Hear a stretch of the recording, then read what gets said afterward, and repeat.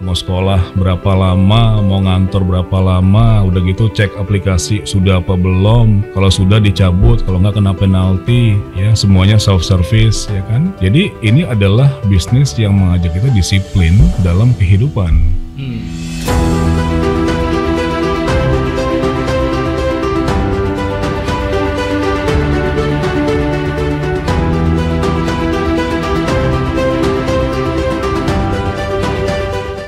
Salam transportasi.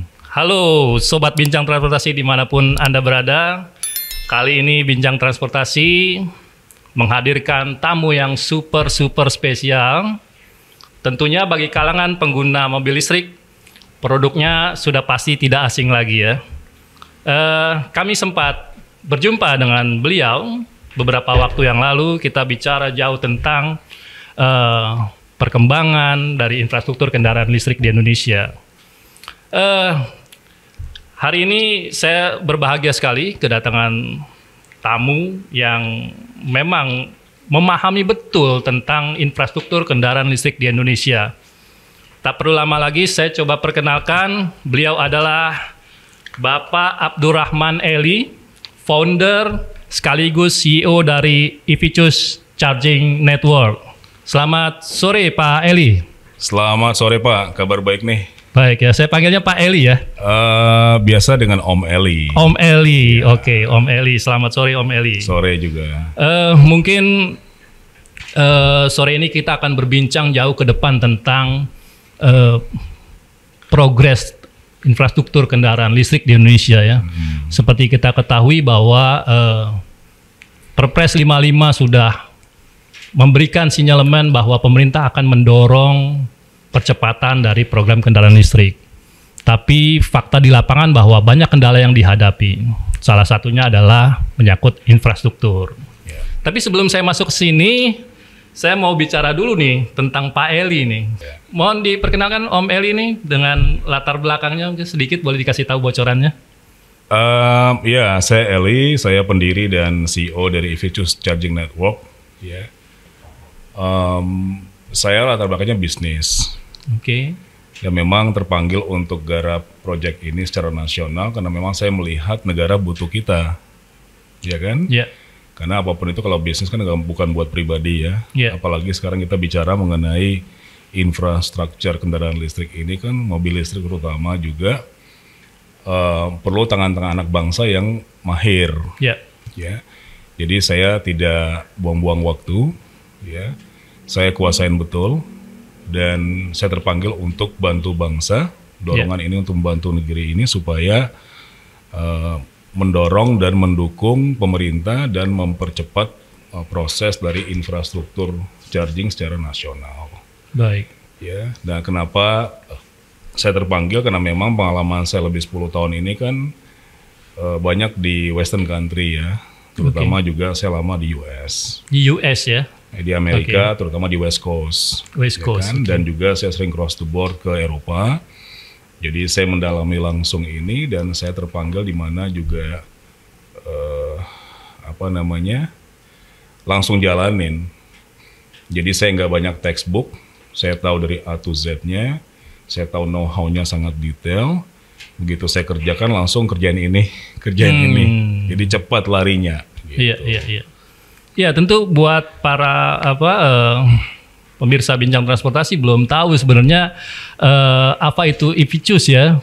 Sebenarnya kalau saya sendiri menangkap bahwa EVChoose adalah pionir ya, pendobrak di bisnis infrastruktur SPKLU ya, kendaraan listrik ya, dari sisi swasta. Nah, mungkin kalau tadi disinggung bahwa sebenarnya Pak Om Eli punya pengalaman di luar, di Amerika ya, memahami, bahkan yang saya dengar juga suka mengoprek, bukan hanya elektronik tapi juga mobil-mobil listrik mengoprek sendiri ya. Apakah hal itu juga yang mendorong akhirnya Pak Om Eli masuk ke bisnis SPKLU? Karena memang naluri terpanggil ya. Kalau kita ikut-ikutan kan pasti masih di ujung di konteksnya masih di konsep ya. Ya. Tapi kalau kita udah ngerti bottom up-nya itu lebih gampang megangnya kan. Poinnya di sana gitu. Ya. Saya ngoprek benar juga enggak gitu. Ya. Tapi kalau saya ngulik dari baterai keluarannya berapa, kawinan chargingnya dan lain sebagainya, jadi paham kan, jadi ngerti gitu. Karena asal muasal saya 2009 ke 10 itu kan, itu awal pertama di Amerika yang start back in 10 years dari 1 dekade lalu itu seperti kita sekarang gitu. Jadi saya mendalami, saya selalu years in a row bolak-balik ke sana dan saya mempelajari lebih dalam lagi dan tentunya itu sangat berarti buat saya. Gitu. Jadi memang kalau kita mau masuk bisnis ini langsung bikin nggak akan jadi. Tapi kalau kita paham tentang EV, ya, terutama tentang baterainya, ya, critical komponennya, ya, persentase daripada critical komponen sendiri seperti apa, lalu alurnya seperti apa, kita juga paham, kita harus banyak belajar dari sisi kendaraan listriknya, ya kan, baru masuk ke infrastructure chargingnya itu lebih mudah untuk konekinnya. Gitu. Lebih mudah ya? Lebih mudah. Iya. Yang saya dengar juga Om Eli beberapa kali juga diajak diskusi ya oleh stakeholder di industri ini ya. Betul. Artinya kan kehadiran Om Eli bukan kaleng-kaleng kalau istilah anak sekarang ya. Artinya memang sudah mumpuni, sudah diberikan satu kepercayaan ya. Mungkin oleh pemerintah juga mungkin ya. Apa sih yang akhirnya Om Eli kasih suggest buat supaya infrastruktur ini memang bisa berjalan on the track, bisa lebih cepat gitu. Bagi saya lihatnya begini, kita bicara kalau di EV Choose ya, jangan bicara roadmap. Ya, kalau bicara target misalnya pemerintah itu targetkan let's say 2030 itu 2 juta EV. Ya.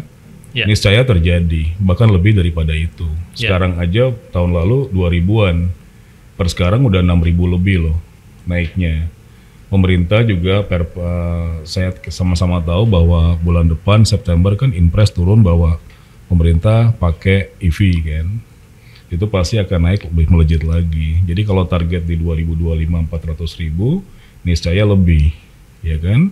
Dari target itu kita bisa melihat dan kita nggak bisa, kita kan negara pemakai, benar nggak? Kita pemakai dan kita adopt dari luar. Ya, saya berangkat dari pengalaman itu negara yang meng-creating. Kalau negara meng-create, kita kan dapat ilmunya. Kalau negara pemakai, kita hanya bisa ngedompleng di mana ilmunya nggak akan kuat. Makanya saya cepat larinya dengan EV Choose. Itu satu hal. Kedua, kalau bicara target tadi 2 juta, kita pasti punya benchmark. Benchmarknya nggak bisa domestik. Cuman 3 negara kita lihat ya. Pertama China, ya. Kedua Eropa, ketiga Amerika, ya kan. China pendobrak ya. Infra di China sudah hampir 2 juta loh. Charging mobilnya, hampir 2 jutaan. Di Eropa itu yang kedua. Ya. Terus Amerika catch up kan, ngikutin lah gitu. Nah, itu ada di sana kalau negara-negara sana itu ada konsilnya kan. Jadi ada EV Council, ya, International Council untuk for clean transportation, ya. Ada konsil EV di Middle East, ada di Australia, ada di Eropa gitu kan. Di sana tuh dibahas secara utuh sehingga secara sains tuh keluar. Misal nih, satu charger buat 10 mobil. Ya, bahkan di Cina sekarang 2 charger 10 mobil. Ya kan? Jadi kalau kita bicara angka seperti itu, kita melihat daripada secara utuh ya, kalau 2 juta target pemerintah 2030, ya, kalau kita pakai dengan benchmark ICCT, konsil tersebut, itu artinya negara ini membutuhkan 200.000 charger by 2030. 200.000 charger ya? 200.000 charger, ya. Saya belum bahas lagi lebih lanjut mengenai kapasitasnya apa aja, ya. Tapi 200.000 itu adalah angka yang sangat besar. Di mana saya melihatnya itu tidak bisa pemerintah jalan sendiri, ya, harus menggandeng juga kita pihak swasta untuk kolaborasi, ya, supaya percepatan infra ini lebih cepat. Ya, gitu. Karena yang saya tahu juga pemerintah memang membuka peluang untuk pihak swasta untuk masuk di sektor infrastruktur ini ya. Ya, itu kami terima kasih ya. Nah, memang EV Choose adalah yang pendobrak nih. Ya. Kita leading EVCUS, kita leading private sector buat SPKLU, dan kami juga dikasih dukungan penuh dari pemerintah lewat lembaga terkait, ya, kementerian terkait. Sering audiensi juga, ya, diajak rapat oleh mereka, baik dari sisi hardware-nya, software-nya, IoT-nya, terus network operating system dan lain sebagainya, di mana masukan kami juga itu dapat nilai baik oleh pemerintah, gitu. Karena juga mereka kalau saya perhatikan juga memberikan satu apresiasi kepada swasta yang know-how-nya dalam dan ngerti dari A sampai Z-nya. Ini yang memang nggak mudah, gitu. Jadi kalau kami sekarang perusahaan swasta SPKLU yang punya perizinan nomor 1, memang nggak dipungkiri itu kita dapat, ya. Proses izin kami aja bisa kemarin tuh hampir setahun. Proses perizinan saja? Setahun ya? Setahun. Jadi yang saya mengikuti rangkaian perizinan itu dari tahun lalu, gitu ya. Kita punya GSR pengen pasang di akhir tahun, karena pipelines kita itu udah hampir 100 titik di akhir tahun lalu. Hanya karena kami itu niatnya nggak ikut-ikutan, kita tahan karena belum ada izin, kan. Gitu. Walau sekarang kalau teman-teman lihat kan sudah muncul, ada aja beberapa muncul yang tiba pasang. Kayak ada beberapa jamur gitu ya.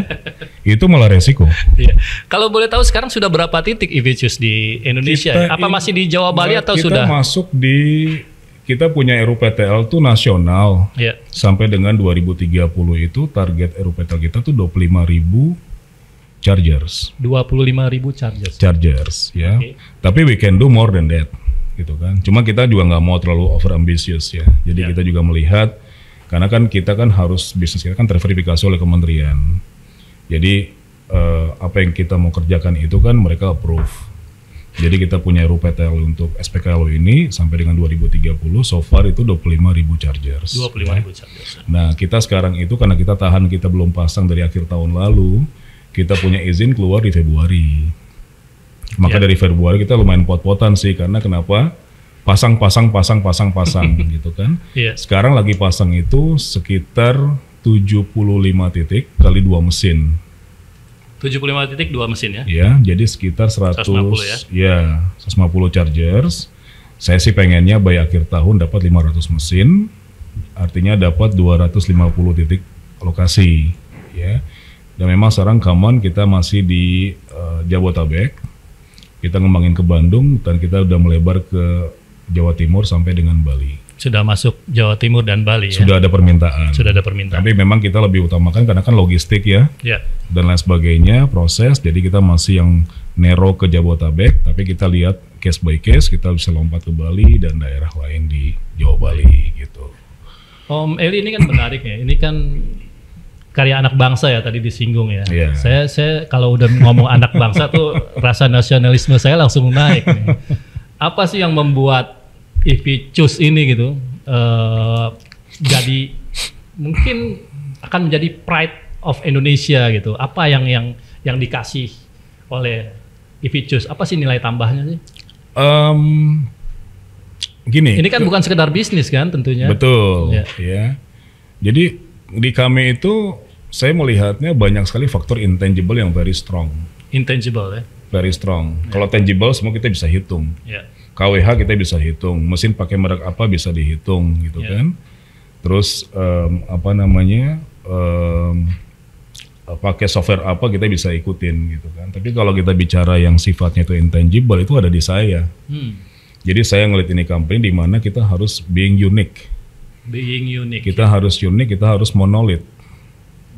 Karena di Eropa Amerika semuanya monolith.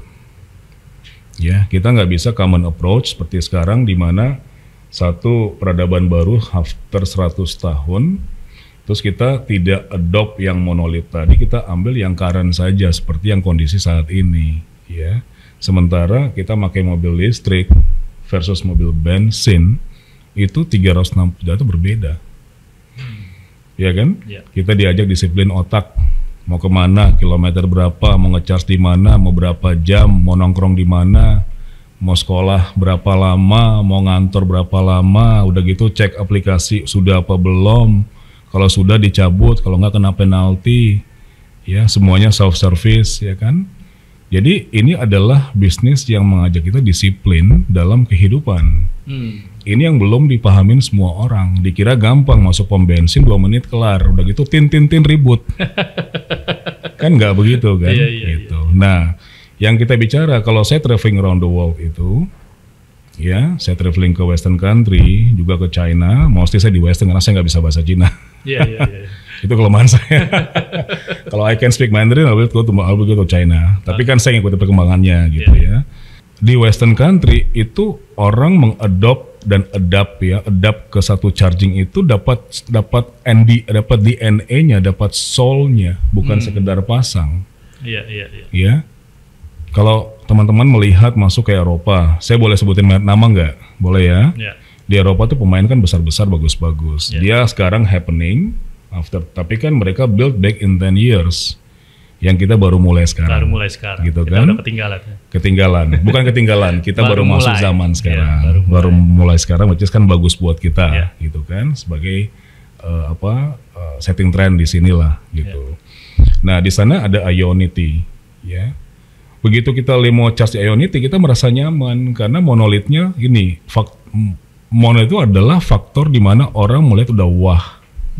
Ya, dari coloring, dari bentuk jenis daripada charging, ya. Terus kayaknya kalau mau minum aqua deh, gitu, ya. Tapi kalau di sana kita melihat itu betul-betul yang mereka membuat satu infrastruktur charging itu melekat dengan rohnya, bukan sekedar pasang, sehingga itu jadi satu roh buat kita di mana kita senang benar gitu loh. Ya. Jadi ada seperti Ionity, ada EVBox ya, ada Flow di Kanada, ada di Amerika ada EVgo, ada Blink ya. Ada Electrify America, ada Tritium Australia gitu kan. Itu nggak bisa, itu saya pikir betul karena saya udah bicara sama beberapa daripada mereka, itu kalau kita mau creating bisnis ini harus dari fundamental yang very strong. Gitu. Om Eri, kalau gitu saya pernah baca ya bahwa sebenarnya nama EVChoose ini mengacu pada brand dari luar juga ya. Betul. Jadi begini, kalau saya melihatnya pada saat ini saya ngomong apa adanya aja. Jadi kalau back in 100 years ago kita bikin SPBU kan. Coba masnya kalau isi pom bensin ada ngomong nggak saya lagi di SPBU? Paling cuma sekali 2 kali. Gua lagi di pom. Gue lagi isi bensin. Ada nggak sebutan SPBU? Nggak ada, paling isi bensin. Logically, SPBU lebih gampang daripada SPKLU sebutannya. Lebih jelimet ya? Ya, jelimet kan? Gitu. Dan kalau saya traveling ke sana, saya melihat karena kan kalau di sana kan yang namanya state on untuk yang electricity itu kan dia hanya fokus di power grid, di powernya aja. Mereka fokus di power sama jaringan. Yang bermain semua swasta, ya kan? Dan di sana tuh misal kayak di Amerika ada EVgo, ya, ada Blink chargers gitu ya. Di Kanada ada Flow, ya. Jerman ada Fastnet gitu. Itu nggak bawah di mana nggak sebutin pom bensinnya, nggak disebut ya. Nggak sebutin pom listriknya. Oh wait, I'm in Ionity. Hey, I'm doing EVgo now. Hey, I'm doing Blink. Tapi charger. Semuanya charger. Semua charger. Mau itu di level 2, level 3 semuanya charger gitu kan. Nah, ini harapannya dengan sama seperti ini. Itu. Jadi karena saya ngeblend sebenarnya. Karena saya melihatnya kita kan era 90-an nih. Gue mau 50 loh Om. Nggak kelihatan. Nggak kelihatan ya. Jadi memang kalau kita kan era 90-an back ke 2000-an kan kita hidup back in 20 years ago kan ada namanya cus. Cus kan cepat, gercep, jangan lambat, jangan slow. Jalan, cus lari gitu kan. Saya plesetin dari pakai ZZ karena listrik ya. Jadi cus ya. Jadi EV itu kan electric vehicle, EV cus ya. Di bayangan saya sederhana. Sekarang nih EV cus, lu mau ngecus di mana? Oh, jadi harapannya ke depan akan jadi buzzword ya. Pasti. Artinya gue ngecus dulu istilahnya. That's the power of brand. KWH sama Mas, ya kan? Gunnya sama. Mesinnya sama, tapi kalau kita jalan dari Bandung ke Surabaya gitu kan, bentar gue ngecus nih kilometer sekian, kan enak tuh Mas. Sesimpel That's itu the ya. power of brand. Sesimpel itu ya, tapi Iya. maknanya Karena waktu saya di Amerika dengan EVgo, mereka bilang begini, I'm doing go now. I'm doing choose now, gue mau nge-choose gitu. That's the power of brand. Karena brand itu adalah sesuatu yang mesti kita bicara empathy. Kalau ada empathy di sana, ada roh yang masuk di situ, orang pasti jadi top of mind-nya masyarakat. baik. Larinya ke situ, Mas. Keren. Pak Meli, saya juga mau nanya nih. Sekarang belakangan juga lagi ramai juga tentang ada pameran, ada edukasi tentang pentingnya penggunaan kendaraan listrik. Sedikit atau banyak ini akan mempengaruhi juga ke infrastrukturnya ya. Bagaimana EVChoose melihat edukasi, literasi melalui pameran atau secara langsung tentang percepatan ini nih?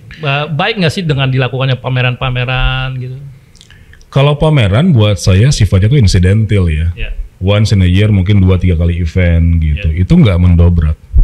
Kalau saya melihatnya. Yang kita butuh di bangsa ini adalah di negara ini yang sifatnya tuh repeating. Ya. Jadi kalau ada lembaga tinggi, lembaga riset, yuk bikin repeat literasi. Membuatlah yang namanya bikin namanya repeat education. Ya. Dan saya sangat senang diundang sama transportasi karena kenapa? Inilah wadah kita untuk bisa share ke masyarakat, ya. Dan harus lebih dalam lagi. Sekarang kita terus terang kalau saya melihat edukasi literasi EV ini masih sangat kurang. Masih minim ya? Masih sangat minim karena ATPM masuk, ya orang ikutan bikin charging lebih kepada komersil, ya. Padahal ini bukan kacangan. Kita bicara adalah bisnis negara buat next 100 tahun loh. Yang harusnya itu harus masuk ke edukasi supaya kenapa? Yang calon pemakai mobil listrik itu paham, ya, paham gitu, ngerti benar gitu kan. Jadi fungsi kita dari EVChoose ya bergabung sama media dan lain sebagainya supaya bisa ngasih offline dan online terus edukasi masyarakat terhadap EV dan infranya. Nah kalau saya di negara sana itu kembali adalah begini Mas, interstate section tuh ada billboard. Ada billboard. Ya, mau itu swasta, combine pemerintah itu ada billboard edukasi. Kenapa pakai EV? That's because of this. Ini kita nggak pernah lihat. Ya, kita masuk di media televisi kita nggak ada. Artinya peran media mesti juga terus didorong secara harus sustain, bukan 100, 1000%. 1000% ya. Harus banyak bikin podcast ya, harus bikin yang sifatnya tuh rutin bikin talk show ya. Masuk kampus juga menjelaskan dan bukan sekedar jualan A, jualan B, tapi digali lebih dalam. Tapi yang saya dengar informasinya inden kendaraan mobil listrik lumayan nih untuk, saya nggak sebut merek ya, ada satu merek udah sampai mungkin sampai 4.000. Ya. Artinya kan ada euforia, ada memang trennya udah mengarah ke sana. Iya, sekarang begini, itu sih memang saya bilang kita nggak pungkirin di kita banyak uang beredar ya. Ya, mau bicara sana lagi resesi, sini kita banyak duit gitu. Dan karena itu tadi tren euforia dan orang kita lebih gue demen gue beli, ya kan? Gue demen gue beli gitu. Tapi di balik itu banyak persoalan. Ya kan? Kita juga klub mobil listrik kan. Kita tahu A to Z-nya day and night. Ya itu masuk itu banyak kan happy-nya disebutin 5, 95 tuh problems. Ya, saya mau ngecas di mana? Kok mati? Kok jaraknya jauh? Kok tempatnya nggak nyaman? Kok sumput di balik gedung? Kok IoT-nya nggak jalan? Kok ada satpam jaga? Kok minta tips? Kok dipagarin? Kita terus terang dari awal saya setting ini perusahaan kita nggak bisa begitu. Karena after service-nya harus dipegang. Kalau sekedar pasang mesin gampang Mas. Ya berat 90 kilo, berat 1 ton pasang, kontrak berat dengan kren pasang gitu. Sambung gampang gitu. Tapi kalau itu dipasang harga misal 500 juta, 1M, 200 juta, 150 juta, kalau dia nggak berfungsi buat apa? Gitu. Oh ya, saya dengar juga nih EVChoose cukup ekspansif ya, masuk ke sejumlah pengembang-pengembang besar ya dalam rangka memasarkan EVChoose sampai dengan langsung ke end user ya. Saya ada intangible yang alhamdulillah memang ini bisa dibilang kita ikhtiar di bawah doa dan kesabaran dapat keberuntungan. Karena memang begini, kalau saya bilang pure ngerti bisnis ini dari awal kan enggak. Ya kan? Saya kan lama orang properti, Mas. Saya 90-an di hotel, certain position tinggi dan kelasnya juga chain asing kan. Terus saya masuk properti. Saya nggak sebutin saya jabatannya apa, tapi direktur terakhir saya di properti dan grup ternama, gitu kan. Nah, kalau kita jualan, ya ketemu dengan apa namanya soul-nya, gini.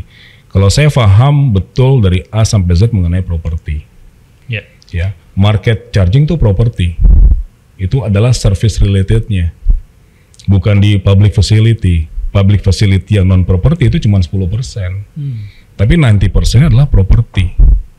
Bagian daripada life cycle-nya properti kan. Jadi kalau saya masuk ketemu pengembang, dia ngerti properti, bos, lu ngerti ini juga, kawin gua deh. Gitu ya.